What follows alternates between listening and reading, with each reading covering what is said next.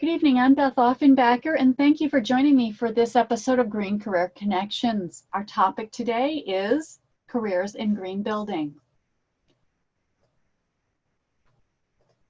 I'm a green career coach working with individuals in the green industry. My experience includes all aspects of the green economy map, and we'll talk a little bit more about that in a few minutes.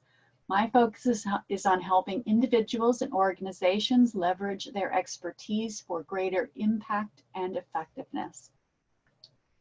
So let's dive into this idea of what it means when we say green buildings. One of the core elements of the green industry is this idea of a triple bottom line. What is the triple bottom line? It's thinking about a policy, a project, a program, a product from the dimension of environmental sustainability, social sustainability, and economic sustainability. And so green buildings is doing exactly that, is coming at that construction and use of the building from all of these three dimensions. And there are 6 key issues that are in play when we consider green buildings. First of all, around energy and water use. Is it an effective user, an efficient user of energy? What ways could energy or water be reduced? How could it be conserved? Again, considering all of these questions. The design of the property is one that's always considered. Are the products that are used ones that are going to mean that that investment is something that the property is going to be sustainable, that's going to exist for a long time? Is it durable? Waste reduction. Hopefully the waste stream is minimal, or there's a growing emphasis on zero waste coming from properties. So thinking about what effective ways can the waste stream be managed. Indoor air quality is another element that more and more organizations are focusing on, because the data is showing that indoor air quality has an effect on organizational or individual productivity and health. Of course, it makes total sense. And then finally, eco-friendly materials and use. What ways can that building use eco-friendly materials, or perhaps reuse materials that have already been used before? So these are the 6 elements that when we think of green buildings, we really try to consider. Often we talk about the green building aspect of the field, and there's a lot of emphasis on the commercial real estate side. That often involves the property and facilities management dimension.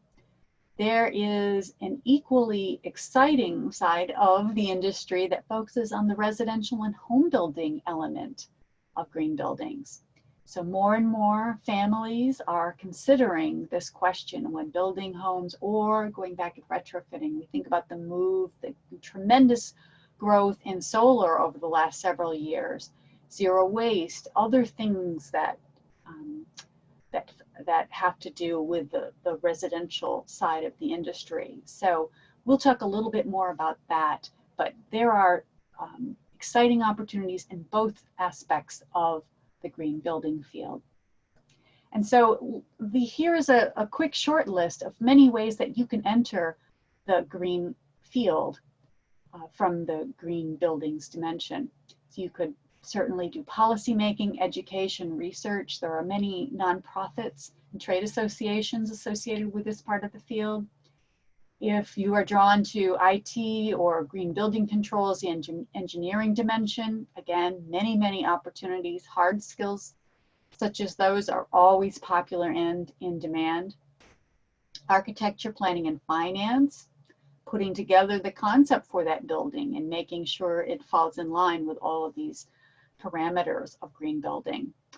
Construction, installation, and maintenance, putting that building together, building it, and then producing, distributing industry products or materials, those resources that are needed to construct and maintain that building. So many opportunities if you are drawn to this part of the field.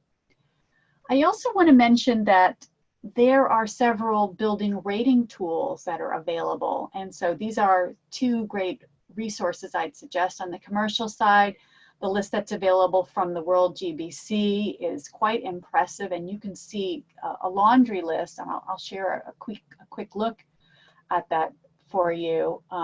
These are the many different green building rating tools that are available at present. And so there are knowing something about these different rating systems is something that if you're going to enter this field, it's valuable to be knowledgeable about them. So let me go back now to the slides and share with you a little bit more about certifications, but going to the professional certification. So it's valuable to know how those properties can be rated and constructed in compliance with those rating systems. There are also several professional certifications that as individuals that you might want to consider. So on the commercial side, looking at LEED and getting to that AP level is a good thing. There are many AEE accreditations, Association of Energy Engineers affiliate accreditations. And so let me share a with you from AEE. And so you can see here, if you go to the AEE website, there are many of them here. Certified Energy Manager is a popular one, but there are many others here. And to attend an AEE meeting and talk with others in the field is something I definitely recommend, as well as USGBC or the World Building Council, depending on where you are located. So going back to the slides, there are some also available on the home building side. NAHB has some fantastic ones, and I will share my screen with you and show you a few of those as well. You can see many of them listed here on the left-hand side. Graduate Builder, Graduate Remodeler, Green Professional. That would be one I would definitely take a look at. So again, they have some different certifications that could be really valuable. Master Certified Green Professional, you can see there. So a few that you might want to consider. Another resource, Green Building Professional Accreditations here on the Green Building Alliance. You can see, again, the LEED is listed there, but a few others that might be valuable for you to consider. So I leave that with you for consideration. And then going back to our slides one more time, I want to mention two here at the bottom. A colleague who works on the home building side has discussed the value of a project management professional certification. So you might consider looking into that as an option. So how does all of this fit into your green career strategy? One of the things I do with folks is help them to suss that out, to really identify and hone their green career portfolio. And so you can see that that is what you have to offer. Also taking a look at some of your leadership skills, because having the technical skills is important, but being able to work well with others and lead projects is another part of the skill set that you need as a green leader. And then strategy, thinking about what is your focus for trying to land the job. It can't be enough that you're sending out resumes. You need to have a focused strategy and knowing some things about the market, where you want to enter, and how do you do that? What are the challenges that that part of the market is trying to address? So let's move on here. A few key questions here I'll share with you.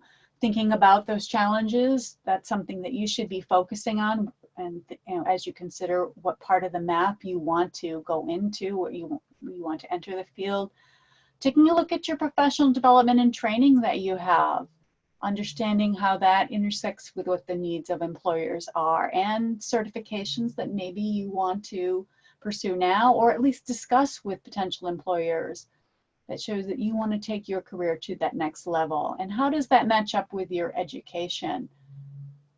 And you do not have to have a technical degree to enter the green field. There are a lot of great opportunities. And so to consider how what you have to offer fits in with where you want to go is something that's important to assess as you begin to pursue opportunities in this field.